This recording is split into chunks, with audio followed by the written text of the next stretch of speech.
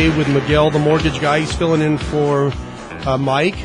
By the way, do we have Mike on the phone? Mike, you there? Mike? Can you hear me? I think so. Let me turn my phone off. Sorry. BlackBerry. Yeah, this is live radio. But so listen, everyone's wondering, where are you? Are you actually hunting Sasquatch to make fun of conspiracies? I heard in Washington somewhere. Yes, I just got out of the outhouse, and that was a nice experience. And I'm over here in the eastern part of the lovely state of Washington, and it's nice. Actually, it was been raining for the last couple of days, but it's beautiful weather. And yes, I am hunting Sasquatch. Yes, and I'll report on that. Well, that's great. Don't come back till you find him. And I want to let the listeners know that Miguel, the mortgage guy, is filling in. He's going to be just a great guest host. And I've been listening to your shows, and I'm going to have some great announcements the following week and some super guests. And so I'm not going to give any more away on that, but you guys have a good show. Okay, Mike. Well, you're going to take off then, I take it? Yes, I'll take off. Then who are you having on today? Bob Chapman? Yeah, Bob Chapman. So I'm looking forward to listening to that. And I'll be listening to the show, and maybe I'll get in toward the end of it. But you guys have a great show, and I'll talk to you guys later. We'll have some good hunting, Mikey, and some much-deserved R&R.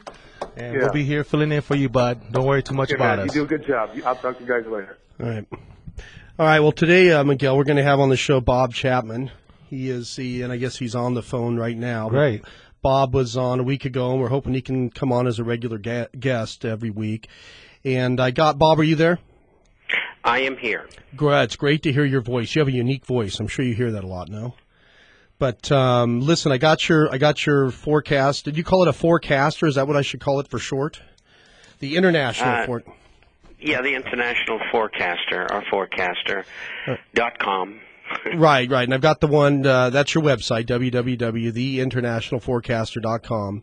And I have the latest version in front of me.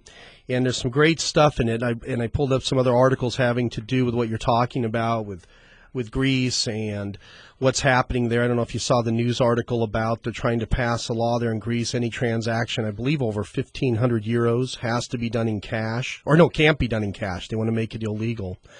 But I'll go into that in a minute. I wanted to start off with, in the beginning of your Forecaster publication this week, you talk about the taking over of the Internet, and that's kind of a hot-button issue for me. I saw today on, I think it was on Infowars.com, someone had posted up the article about is it Michael Connell? Does that name ring a bell to you? No.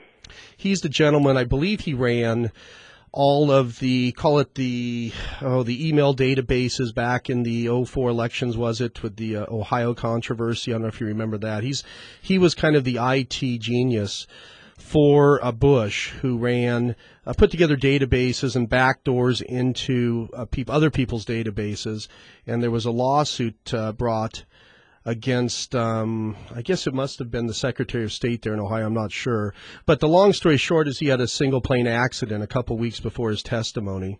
And so it just reminded me when I picked up your forecaster here talking about the government taking over the Internet, essentially. It just, first of all, I would say that's the last person in the world, if you want to call the government a person.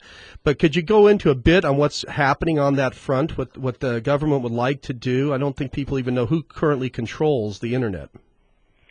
Well, the Internet is, in reality, controlled privately. And the problem is that the president and the people who control our president want control of the Internet to go to the United Nations so that they can raise money, and I'm sure that it'll be outrageous, the amount of money that they want for people to be on there. And they also want to control free speech. The Chinese tried that, and they weren't very successful at it. They gave up. And there's been a lot of attempts at control. I put a few links in there, particularly from Infowars, about how they have been harassed for the last 5 years, being taken down by Time Warner and MySpace and even outside the country. In fact, in England, he's considered a terrorist. And, of course, I've had my issues with the government since 1967, and they don't like me very much. Number one, because they trained me as a counterintelligence agent, and they don't like their people using the cumulative knowledge to turn around and be critical of the ways that they're breaking the law. But anyway, we then had the statements recently, well, it was about a year ago, this Mr. Sunstein, Cass Sunstein, who was head of the technology for Mr. Obama. He's one of his czars, I guess. And he wants to ban conspiracy theory, and that would include anything they just didn't like. The move to move this thing over to the UN started a long time ago. This goes back into the about 1995-96 when they started this, and they were very unsuccessful in doing it. Recently, at the World Economic Forum in Davos, Switzerland, we had the Chief Research and Strategy Officer for Microsoft, Craig Mundy, say that in the future, in order for people to be able to use the Internet, they should have to get the equivalent of a driver's license. Now, if that isn't totalitarianism, I don't know what is.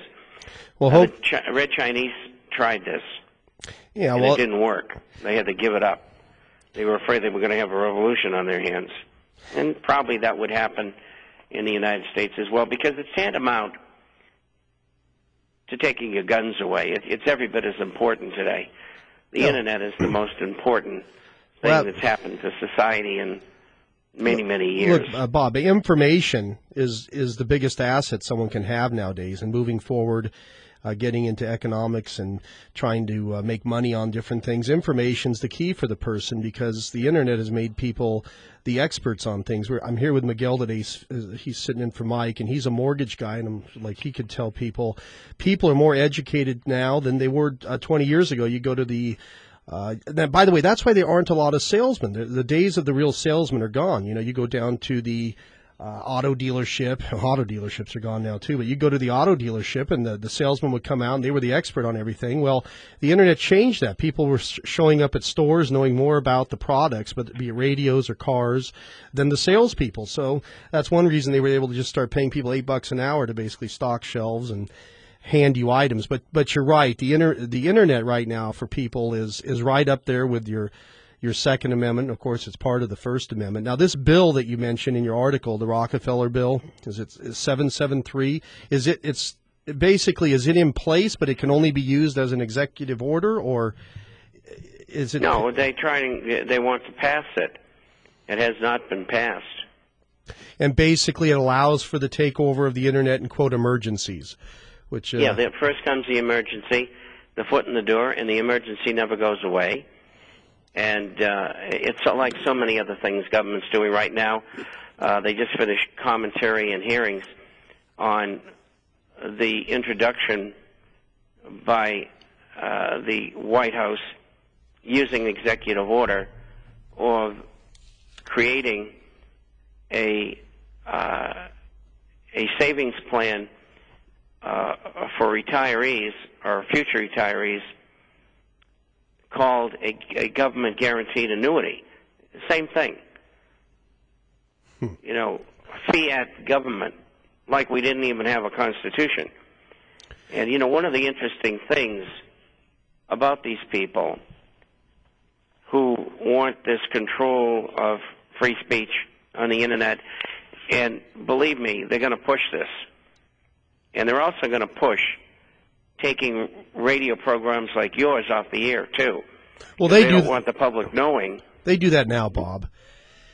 Pardon me? They do that now. You mean they're going to push for some type of legislation through hate crime bills, or you mean to be able to do it legally, not just through strong arming stations, and you mean attack it somehow legally through their oh, I forget what the legislation was from 10 years ago about the fair time on the radio, whatever that was they tried to put through. Mm-hmm. Well, I agree with you. They're definitely going to try. The question is, of course, they don't control every moment of our lives. They do try and control directionally everything that happens.